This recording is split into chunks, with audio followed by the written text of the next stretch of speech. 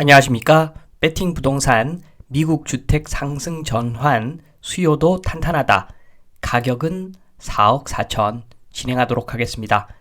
미국은 대한민국 대비 GDP가 2배입니다. 그래서 미국에서 주택 가격이 4억 4천이다 라고 하면은 우리나라 기준에서는 2억 2천 정도 된다. 이렇게 보시면 됩니다.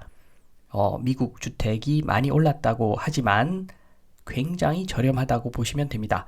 2억 2천 정도 수준이면 중간 이상 가는 주택 가격인데 그러니까 2억 2천이라고 하는 것은 한국 기준으로 환산했을 때 생각해 보시면 정말로 대한민국 주택은 비싸다고 보시면 됩니다. 미국 기사에서 그 내용을 좀 확인해 보도록 하겠습니다. CNBC 뉴스 영어로 된 기사지만 전부 다 번역해가지고 한글로 말씀을 드리겠습니다.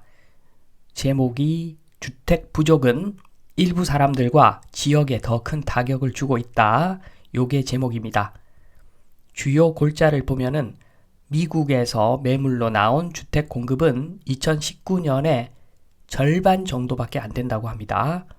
미국은 공급 부족이 많습니다. 공급이 부족하기 때문에 우리나라하고는 좀 다른 양상을 지금 보이고 있습니다. 2번 부족은 소득과 지역에 따라 일부 구매자를 다른 구매자보다 더 많이 타격하고 있다. 3번 1년에 10만 달러를 버는 사람들이 이용할 수 있는 주택은 불과 몇 년 전보다 훨씬 적다. 대략 나왔죠. 상대적으로 힘든 사람들, 1년에 10만 불을 버는 사람들, 요 사람들이 타격이 크다. 1년에 10만 불 버는 사람들, 환율 1,300원 적용을 하면은 1년에 1억 3천 버는 사람들이죠.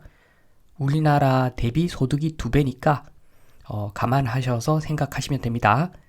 기사 내용을 하나하나 짚어가면서 자세하게 설명을 드리겠습니다.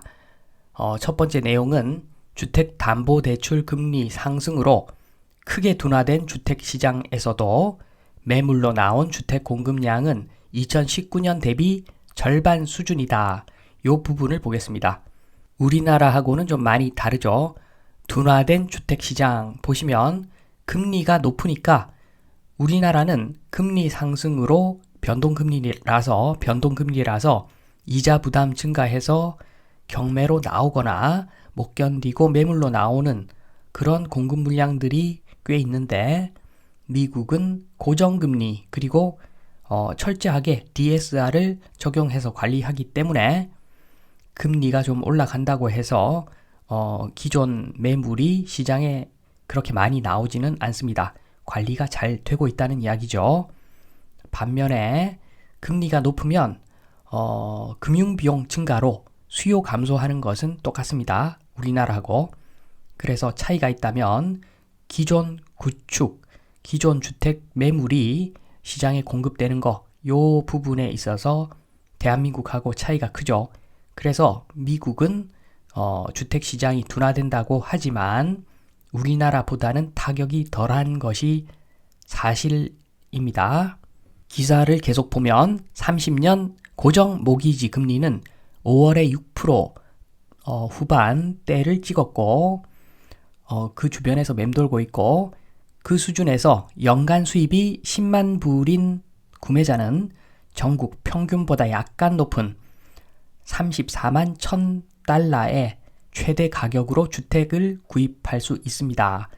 모기지로 지금 6%대 후반 금리에서 돈을 빌려서 구매할 수 있는 주택 수준은 34만 1,000달러 정도 되는 그런 주택을 구입할 수 있다고 합니다. DSR 이런 거 적용하겠죠. 그렇게 볼 때 연간 수입이 10만 불인 구매자인 경우에 이렇게 된다는 겁니다. 그런데 지난 5월 매물로 나온 주택의 39%만이 그 가격대 이하라고 합니다. 대부분은 34만 1,000달러보다 비싸다고 하죠. 요게 상황이 바뀐 거라고 합니다. 공급이 워낙 작아가지고 지금 보면 가격이 전반적으로 구매를 감당할 수 있는 수준보다도 높게 형성되어 있다고 합니다. 예전에는 요게 요 정도 가격대의 그 주택이 64% 정도 되었다고 하는데 지금은 39% 정도밖에 안 된다는 거죠. 그래서 이 부분을 자세히 보면은 모기지 주택 구매 환율 1,300원 적용하고 연소득이 1억 3천만 원 정도 되는 사람이 구입할 수 있는 주택 가격은 4억 4천 정도라고 이렇게 되어 있습니다. 그런데 이 4억 4천 우리나라 대비 소득 수준이 2배 수준이기 때문에 실질적으로 우리나라 입장에서 봤을 때는 주택 가격 2억 2천짜리 이렇게 생각하시면 됩니다. 굉장히 저렴하죠. 미국 주택 굉장히 저렴한 겁니다. 주택 가격 4억 4천 해도 저렴하다 생각이 되실 건데 연소득이 1억 3천인 사람이 4억 4천짜리를 구매할 수 있는 수준이다. 이렇게 되는 것이니까 주택 가격이 정말로 저렴한 동네라고 보시면 되죠. 요거를 30년 모기지 고정금리로 원리금 균등 상환 형태로 갚아 나가는 방식이라고 보면 지금 연 이자율 6% 적용했을 때 월 발생하는 원리금 비용 플러스 이자는 그러니까 부채 상환 금액 플러스 금융 비용 이자 요 합한 금액이 260만 원 정도 됩니다. 260만 원 정도. 반면에 연 이자율 3%대로 내려가면 요렇게 1회 원리금 금액이 월 180만 원 정도 됩니다. 그러니까 금리가 높으면 비용이 많이 들어가는 것은 사실이지만 생각보다 그렇게 많이 들어가지는 않습니다. 금리가 더블 차이가 나는데 원리금 균등 상환 금액은 더블까지는 안 나죠. 어느 정도 차이 나는 수준. 그래서 미국의 경우에는 금리가 좀 올라가도 우리나라하고는 상황이 많이 다를 수밖에 없죠. 원래부터 원리금 균등 상환 형태로 예전부터 모기지 형태로 주택을 구입해 왔기 때문에 우리나라하고는 많이 다르다고 보시면 됩니다.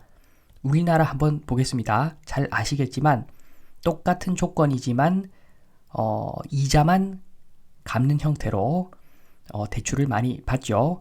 전세 대출, 원금을 갚는 대출이 아니죠. 그거 받아다가 전세 끼고 주택을 매입하면은 결국에는 이자만 내는 형태로 주택을 구매하는 셈이 되는 거죠. 그렇게 했을 때 6% 이자하고 3% 이자는 천지 차이죠.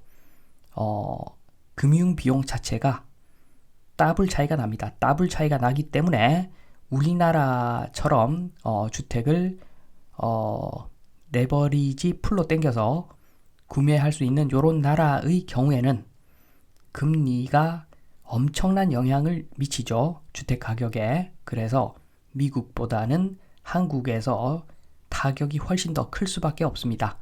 그 결과 기사 내용에 나와 있는데 주택 가격 하락세가 역전되었다. 상승 반전되었다. 요렇게 이야기를 합니다. 기사에 나와 있는 그 미국 주택시장 상승 전환, 미국 주택시장 상승 전환 이유는 공급이 워낙 부족하고 그 상태에서 제도적으로 금리의 영향을 아주 그렇게 심각하게는 받지 않는 나라이기 때문에 미국 주택시장은 상승 전환했다.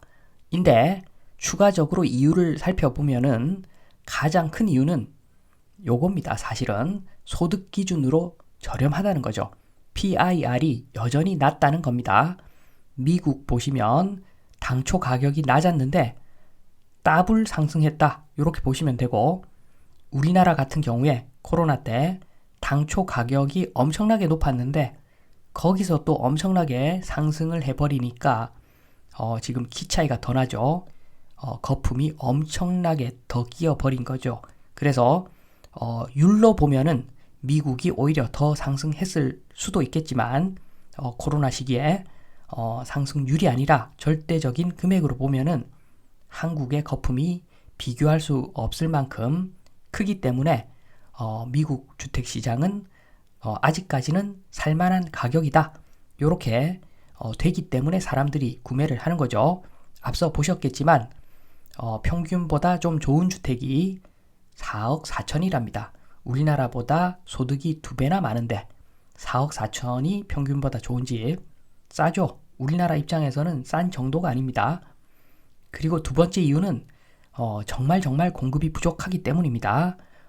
기사에도 나왔는데 공급 부족하다 나왔는데 대한민국하고는 차이가 많죠. 인구 구조가 견실합니다. 합계 출산율이 우리보다 훨씬 높습니다. 그리고 미국의 주택 수요의 대부분은 단독 주택이기 때문에 단기 대량 공급이 어렵습니다.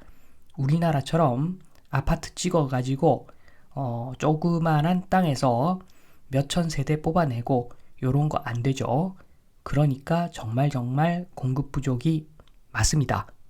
기사를 마저 보면 35만 달러에서 40만 달러 미만이면은 지금 불티나게 제한이 많이 들어간다라고 합니다.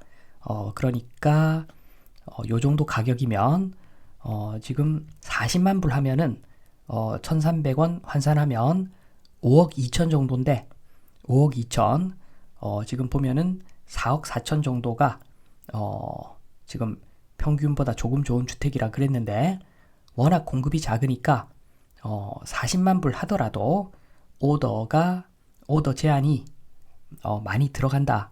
인기가 있다. 요 내용을 이야기합니다, 지금. 그리고 지속적인 높은 주택 비용과 사용 가능한 주택의 부족은 일부 구매자에게 임대 시장에 있거나 방관 상태로 유지하고 상황이 개선될 때까지 구매를 연기하게 만들고 있다.